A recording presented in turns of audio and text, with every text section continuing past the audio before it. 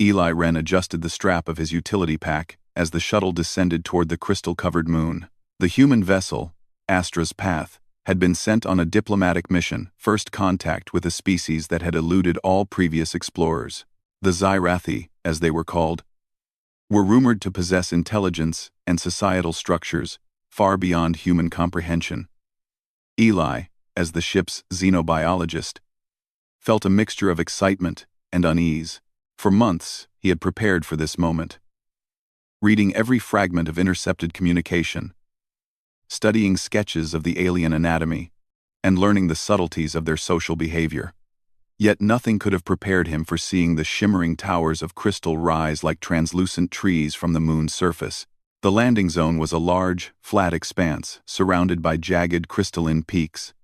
Light refracted off the crystal surfaces, scattering into rainbows across the grayish ground. Eli stepped out of the shuttle, taking a deep breath. The air was breathable but carried a faint metallic scent, a subtle reminder that this world was not made for humans. His boots crunched against the crystal shards underfoot, and he found himself marveling at the intricate patterns etched into each fragment. He could feel the energy humming through the crystals, a quiet vibration that seemed almost alive. Lieutenant Wren called Captain Alara Ven. "Stay close. Remember, they are not hostile, but they are cautious. Respect their customs." Eli nodded, though his eyes were already scanning the landscape. The Xyrathi awaited them at the edge of the landing zone, moving in perfect synchronicity. Their forms were tall and slender, covered in segmented exoskeletons that shimmered faintly with natural bioluminescence. Their heads were elongated, with large, multifaceted eyes that reflected the moonlight. They moved with a grace that humans could barely mimic, limbs flowing in motions that were simultaneously elegant and precise. At the center of the formation stood the Queen. She was taller than any of her guards. Her exoskeleton, a deep sapphire with streaks of silver running along the ridges. Her eyes were calm, observing, and intelligent. But there was a weight to her presence, an aura of authority that made even Captain Ven take a step back.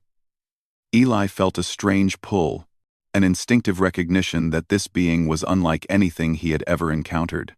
"Welcome, humans." The Queen's voice rang out, though her mandibles moved silently. Eli was surprised. She spoke directly into their minds, her thoughts clear and deliberate. The translation device hummed softly, rendering her words into English. "We honor your journey," she continued. "We understand you seek knowledge, and we seek understanding in return." Captain Ven stepped forward. "We come in peace," she said, her tone steady. "We wish to learn about your people and share what we can from ours."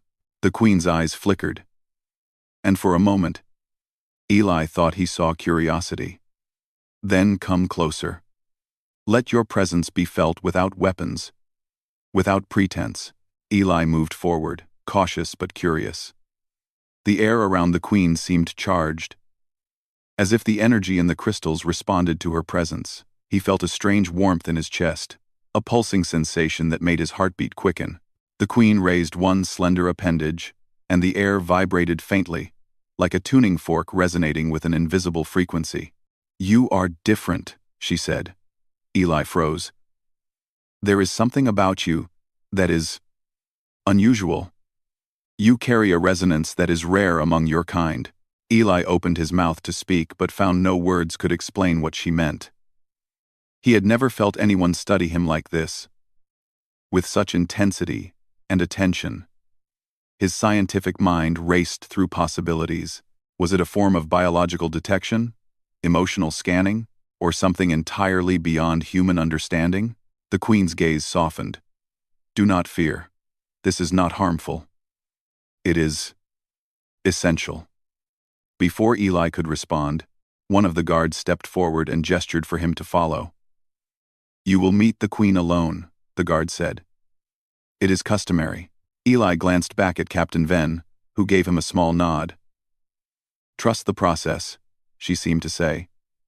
He took a deep breath and followed the guard into a tunnel carved through the crystal formations.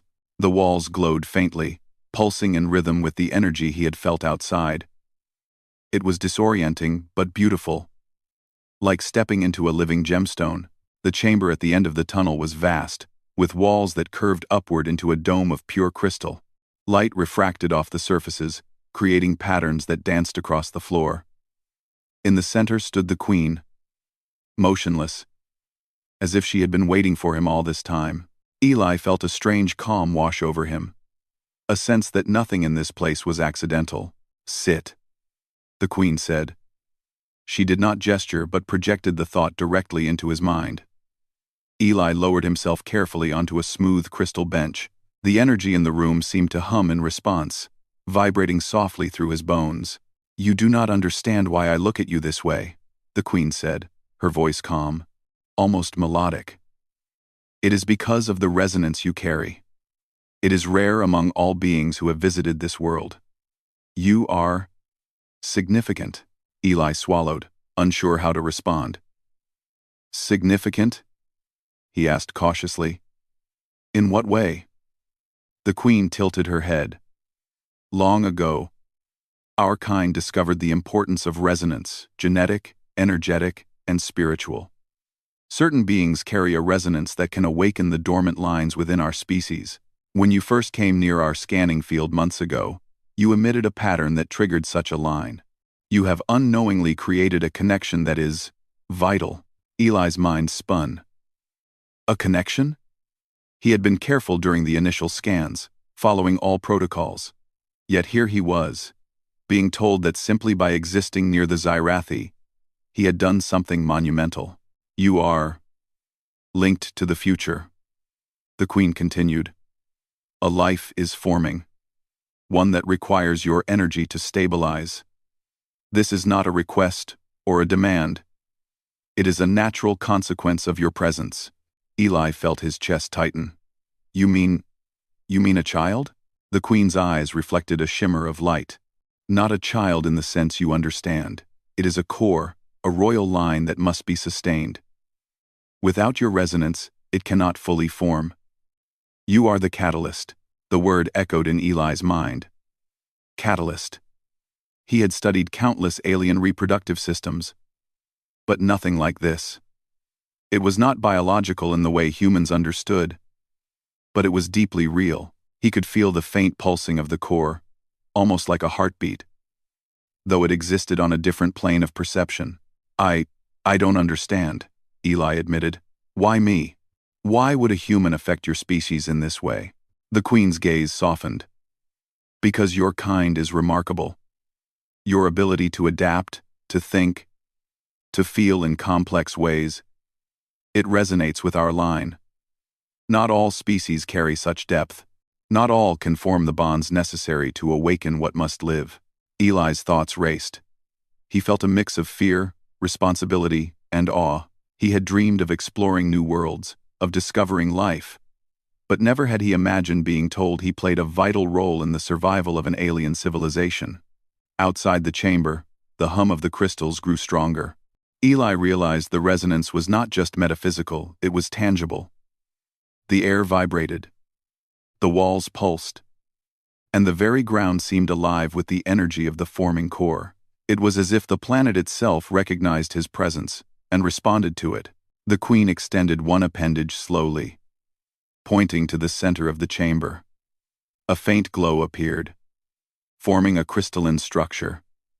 It pulsed gently, responding to Eli's subtle movements. He instinctively reached out, and the moment his fingers hovered near the core, a surge of warmth passed through him. The sensation was neither painful nor pleasurable, it was recognition, a sense of belonging. "You will be part of this life's formation," the queen said softly. "Not as a parent in your terms, but as a stabilizing force. Your presence matters." Eli nodded, though he was still overwhelmed. I'll do what I can," he whispered. He didn't fully understand how he could help, but he felt a profound sense of duty. The queen inclined her head. "That is all I ask. Nothing more.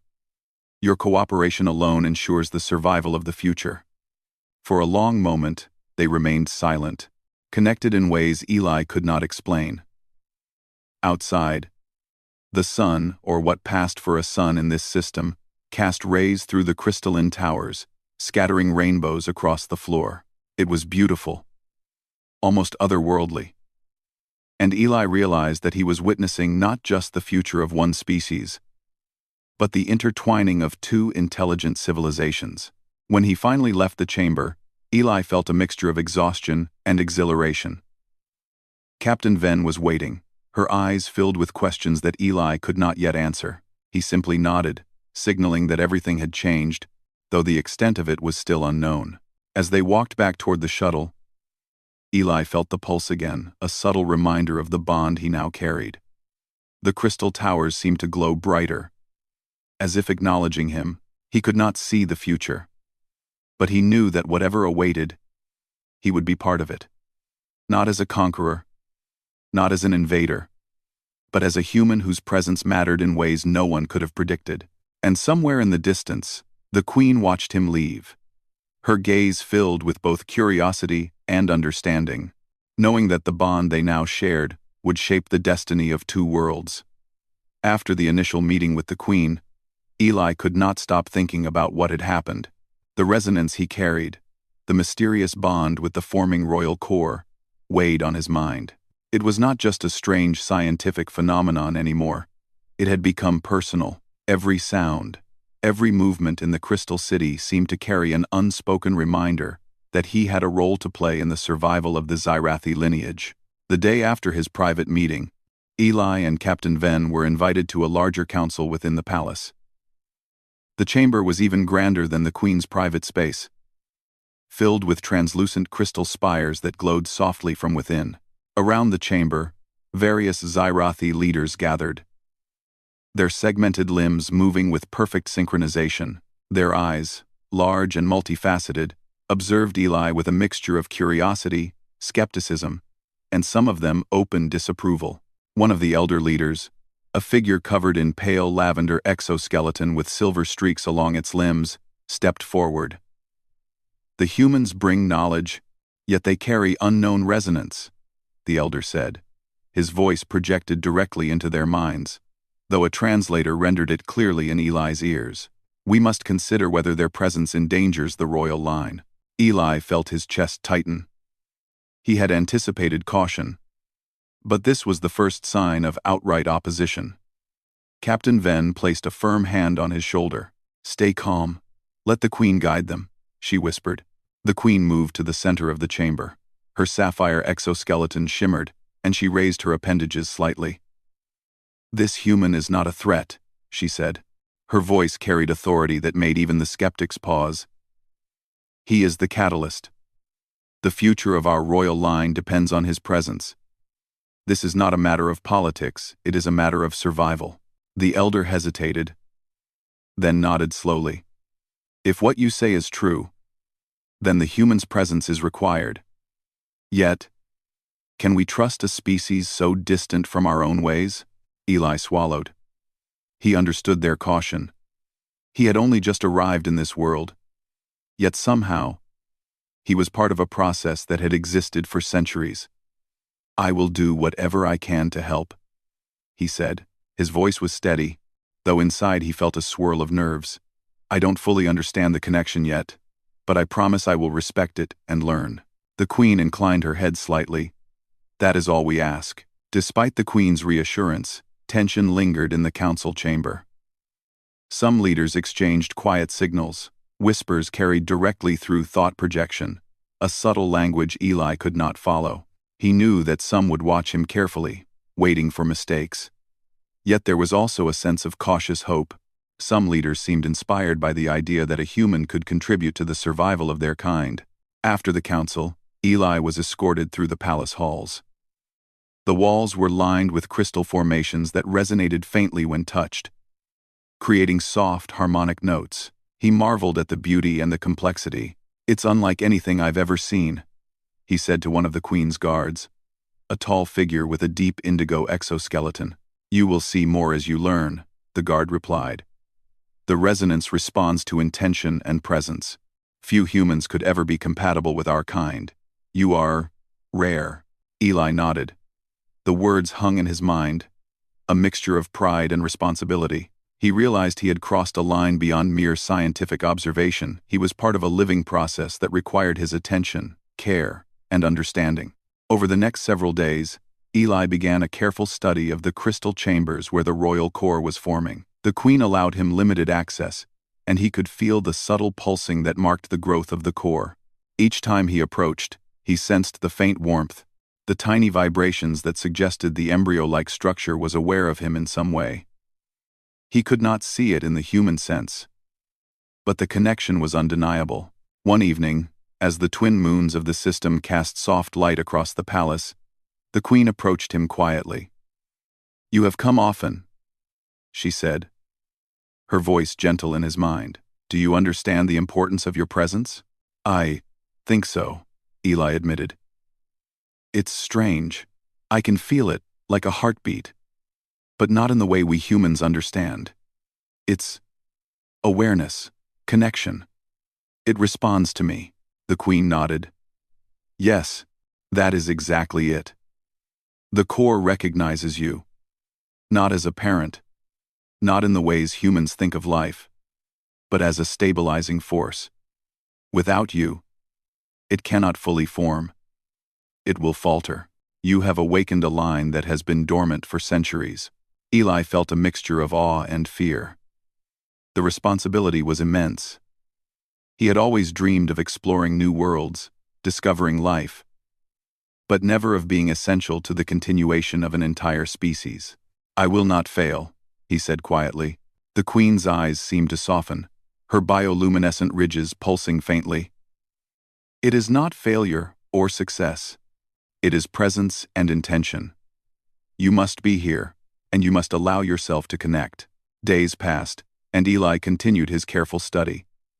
During that time, he noticed small, subtle changes in the Zyrathi. Guards and attendants began to treat him with quiet respect, even among those who had been skeptical. Some leaders started to seek his input in minor matters, not because he was human, but because they sensed the resonance he carried affected more than just the royal core. Then, one morning, alarms blared across the palace. Eli and Captain Ven rushed toward the central chamber, where the queen had already gathered the loyal guards. "The shard claws are moving," she said, her voice calm but firm. "They do not accept the human's presence. They seek to seize the core." Eli's heart raced. He had expected resistance from the council, but not an outright threat. "How many?" he asked, trying to measure the danger. "Enough to challenge us, if they act together," the queen replied. "We must prepare, but we will not engage unless necessary. You must stay close. Your presence strengthens the core." Captain Ven nodded. "Eli, remember your training. Observe, adapt, and help when possible. We don't know how they will act, but we stay safe and protect the queen." The Shard Claws were a faction of Zyrathi extremists who believed that humans were inherently dangerous. They viewed Eli as an unnatural influence, a disruption in the sacred lineage of the royal family. Their motives were not violent for conquest alone, they genuinely feared what they did not understand. Yet fear often leads to rash action, and Eli knew he had to act wisely. For hours, the palace prepared. Crystal shields were activated, and loyal guards took positions. Eli was guided to the chamber nearest the royal core. He could feel the vibrations stronger than ever, as if the core itself anticipated the approaching danger. He focused, breathing steadily, and allowed himself to sense the subtle pulsing, aligning his own energy with it. The Shard Claws arrived at the outer perimeter just as night fell. Their presence caused faint tremors in the crystal city, and Eli could feel the tension building. From inside the chamber, he observed them through the shimmering walls. They were organized, disciplined, but without the resonance bond, they could not affect the core directly. "Focus," the queen said, standing beside him. "Feel it. Connect." Eli closed his eyes, centering himself. He reached out, not physically, but with his awareness. The core responded, its faint pulse growing steadier, stronger. He could feel the Shard Claws hesitate, as if sensing the bond he carried. Their advance slowed, disrupted by a force they could not understand. The queen stepped forward. Her voice projected calmly but firmly. "This human is not your enemy. He is part of the future. To harm him is to endanger your own people." For a moment, the shard claws faltered. Some of them paused, looking around uncertainly. It was the first sign that Eli's presence, his connection, was more than symbolic. It had tangible influence. That night, after the shard claws retreated to observe and plan their next move, Eli sat quietly in the chamber. The core pulsed gently, as if acknowledging his role. He realized that he was no longer just an observer.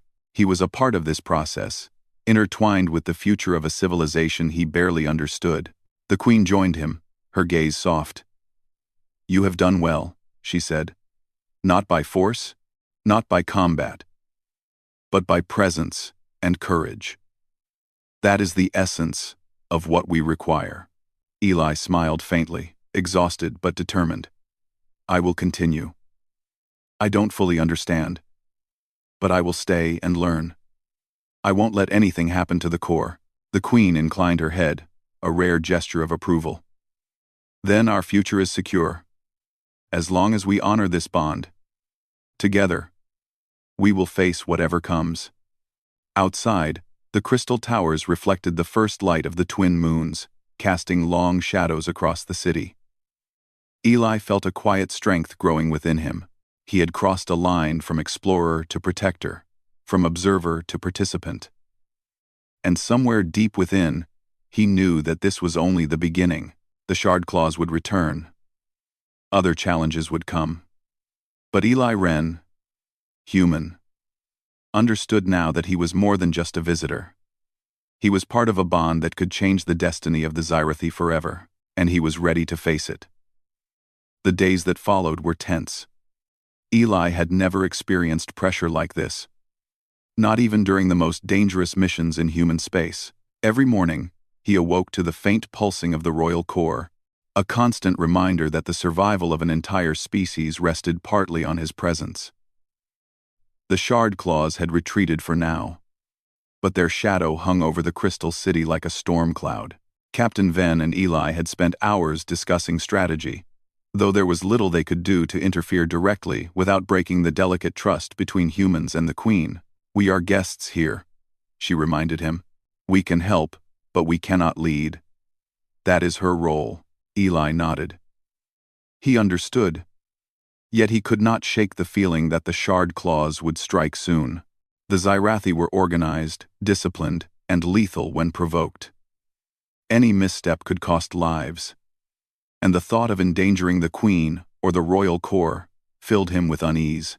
The queen called him to her private chamber once more. This time, the core's glow was stronger, its pulses rhythmic and steady. It seemed aware that the threat was not gone, and its awareness caused Eli's chest to tighten. "You have done well to maintain presence and calm," the queen said. "But the shard claws will not remain idle. They seek to claim the core for their purposes, believing it must belong only to pure Scifi lineage." Eli swallowed hard. "What can I do? I am just a human." "You are more than that," she said softly. "Your resonance strengthens the core. You are a bridge. Your courage, your calm, your presence, all of these stabilize what they wish to destabilize. You are needed because of who you are, not because of what you can fight." Over the next several days, Eli practiced being fully aware of the core, aligning himself with its subtle pulses. He discovered that he could sense not only its rhythm but its faint emotions, a gentle surge of reassurance, a soft tremor of concern. It was a strange and humbling experience, one that made him feel both powerful and deeply vulnerable. Then, one evening, alarms sounded throughout the palace. The shard claws had arrived in full force. Eli and Captain Ven rushed to the central chamber, where the queen and her loyal guards were already preparing. The tension was unlike anything Eli had felt in all his years of training. The shard claws were organized, their limbs moving in perfect synchronization. They carried no weapons in the human sense, but their energy was sharp, focused, and dangerous. "Stay close," the queen said to Eli. "Your presence is the anchor. Without it, the core may falter." Eli felt the pulse of the core intensify, almost as if it were aware of the approaching threat. He closed his eyes, centering himself, and extended his awareness outward, connecting with the core. The sensation was overwhelming. A wave of warmth and subtle vibrations that ran through every nerve in his body. The shard claws hesitated, sensing the force he carried without understanding it. The battle began, though it was unlike any fight Eli had imagined. There was no sound of weapons firing or shields clashing. The conflict was a clash of energies. Subtle shifts in resonance and intent. The shard claws tried to destabilize the core, their movements sharp and aggressive, but Eli remained calm, his mind fully aligned with the core. Slowly, the shard claws' efforts faltered, their energy wavering against the combined stability of Eli and the Queen. During the chaos, one of the shard claws broke through the outer defense and rushed toward the chamber. Eli acted instinctively. Positioning himself between the intruder and the core, he focused his awareness, projecting calm and stability. The intruder halted abruptly, as if an invisible force held it back.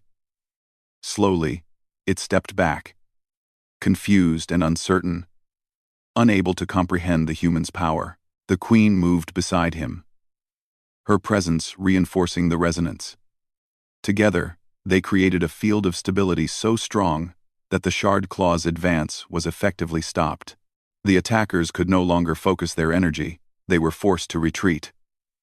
Eli felt the tension drain from the core, the rhythmic pulses returning to a steady, calm beat. When the battle ended, silence settled over the Crystal City. The loyal guards approached, their movements cautious but respectful. Eli realized that he had earned their trust in a way he had never expected. They no longer saw him merely as a human guest. He was a part of the process, a key figure in ensuring the survival of the royal line. The Queen turned to him, her large eyes reflecting faint blue light. "You have done more than I anticipated," she said. "Not with weapons, not with force, but with presence. You have proven the strength of your kind in ways even my people did not expect." Eli felt a surge of pride, tempered by exhaustion.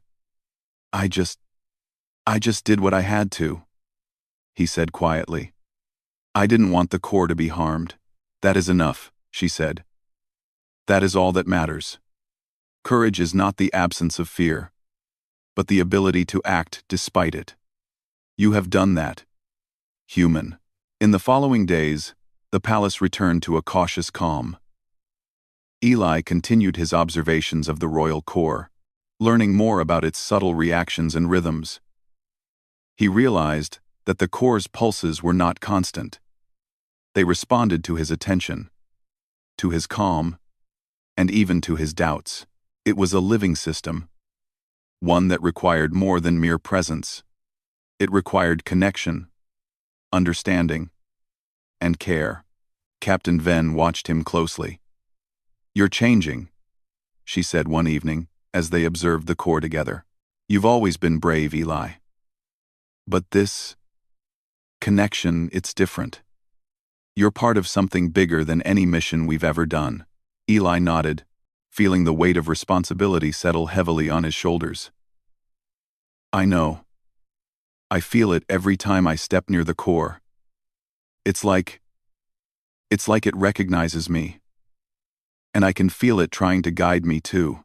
"Then you're learning to work with it," Ven said. "Not just as a scientist, but as a participant." Their quiet conversation was interrupted by the soft hum of the palace walls. Eli looked up and noticed faint pulses moving through the crystal structures. Subtle waves that suggested more shard claw activity outside. He knew the threat was not gone. The shard claws would return, and perhaps next time with greater force. But Eli also understood that he was no longer just a visitor. He had learned to channel his awareness, to align himself with the core, and to project stability. The experience had changed him. He was no longer merely human in the eyes of the Zyrathi.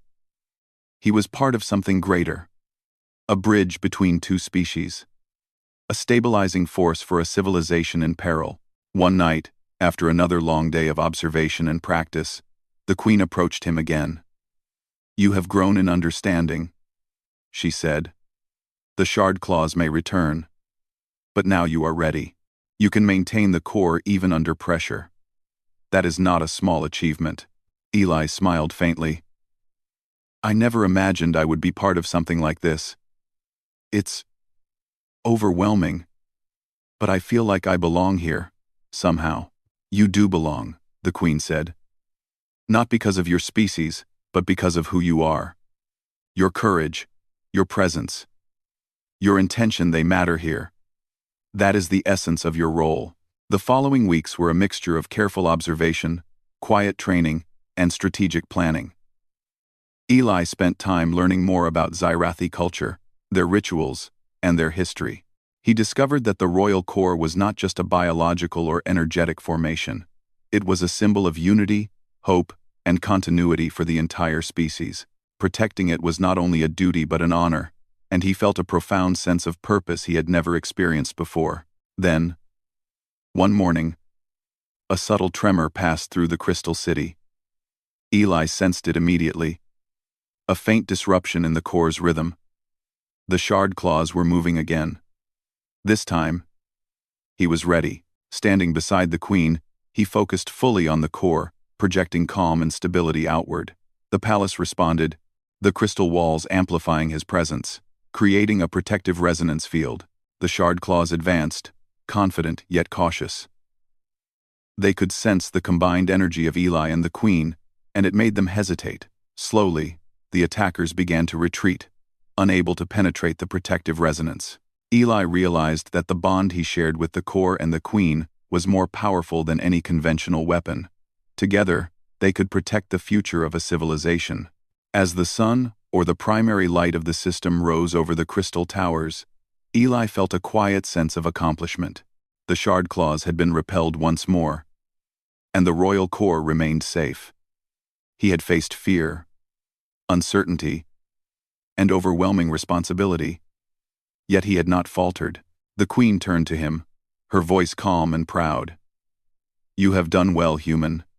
Your presence has saved the core. Not once, but twice. That is the measure of true courage. Eli nodded, exhausted, but determined. I will continue, he said. No matter what comes, I will stay. The Queen's gaze softened. Then our future is secure. As long as we honor this bond. Together, we will face whatever comes. Outside, the crystal towers reflected the first light of the twin moons, casting long shadows across the city. Eli felt a quiet strength growing within him. He had crossed a line from explorer to protector, from observer to participant, and somewhere deep within, he knew that this was only the beginning. The Crystal City was calm, but the air carried a quiet tension. Eli could feel it in the subtle vibrations of the palace walls, in the soft hum of the crystal towers. The shard claws had not disappeared. They were watching, waiting for any sign of weakness. Eli knew this could be the moment when everything he had learned, every connection he had formed with the royal core, would be tested.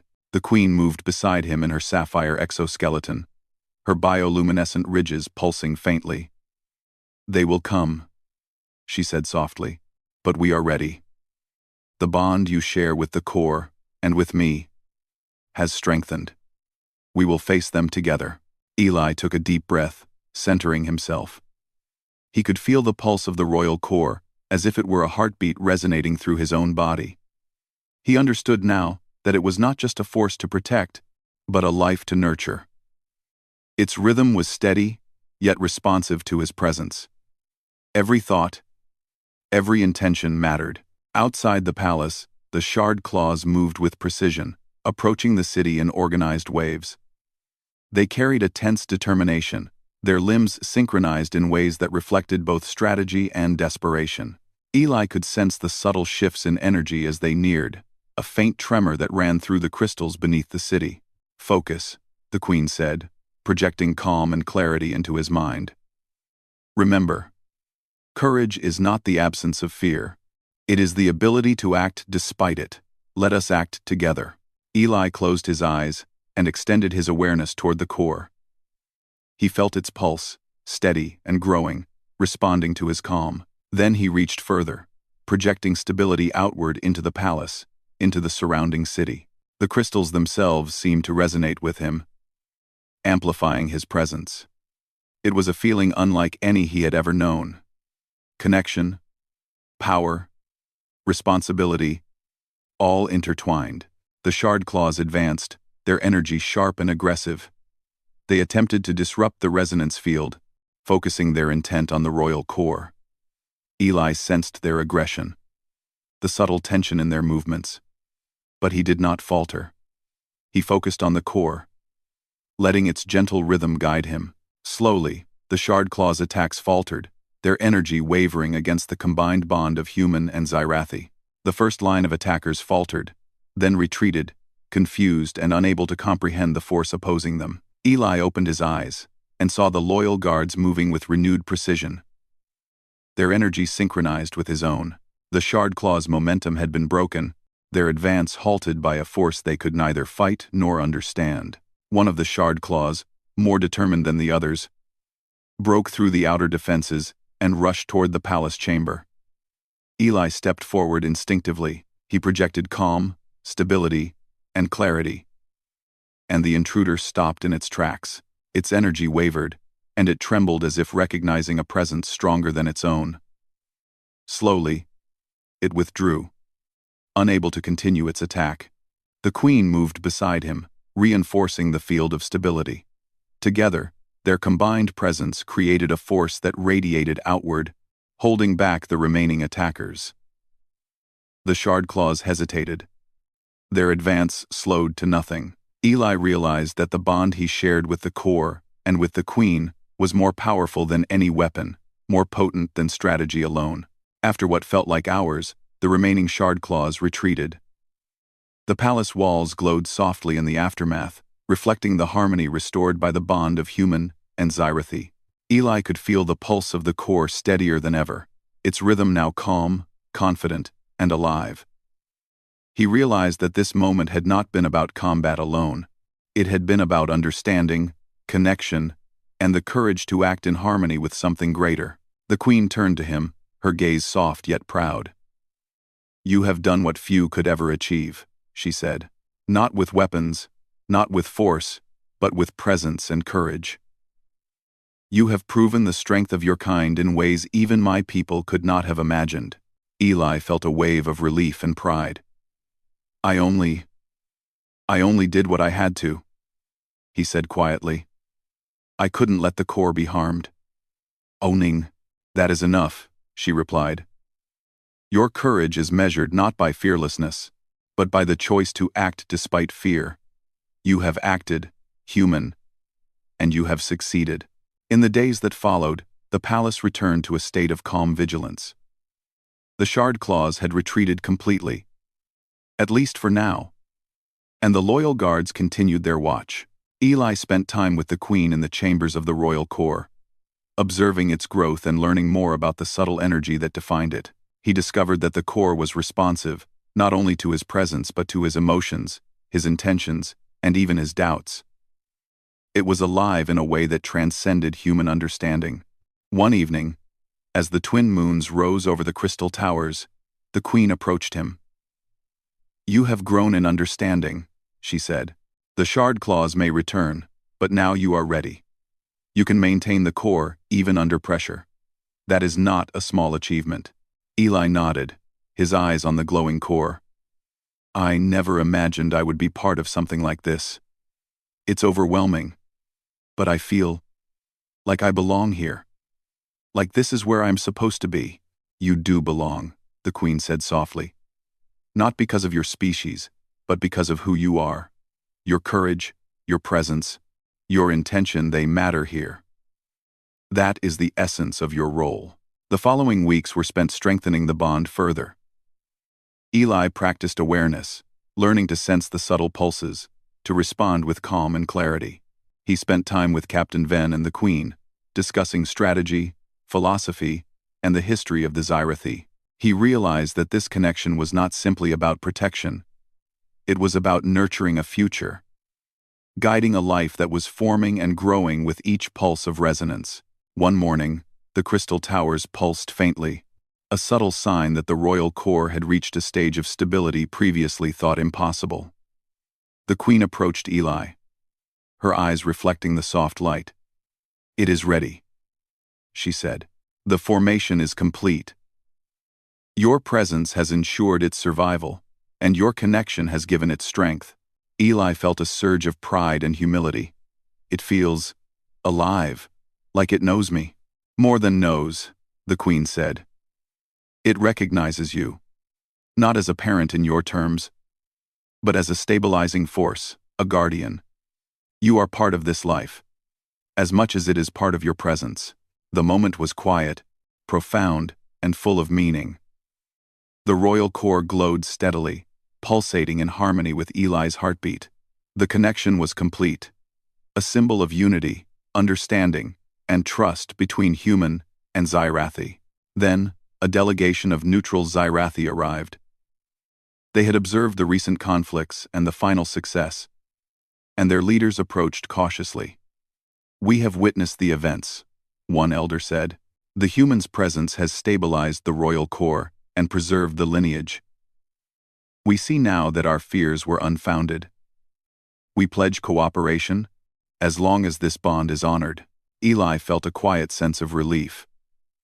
Not only had he protected the core, but he had helped bring peace among factions, uniting the Zyrathi under a shared understanding. The queen nodded in approval, her presence radiating calm authority. Later, as the city settled into quiet again, the queen turned to him with a faint, almost imperceptible smile. "Why are you looking at me like that, human?" she asked, her voice carrying gentle curiosity. Eli hesitated for a moment, then smiled back. "Because you're the mother of my child," he said softly, in a way only we could understand. The queen's bioluminescent ridges shimmered faintly in response. She did not laugh, nor did she question the words. She simply nodded, acknowledging the truth in the bond they shared. It was a quiet, dignified understanding, a recognition that the connection between human and Zyrathi was more than just survival, more than duty. It was a beginning. From that day forward, Eli's role was clear. He was not a visitor, nor merely an observer. He was part of a living bond, a bridge between species, a stabilizing force that symbolized the unity of two civilizations.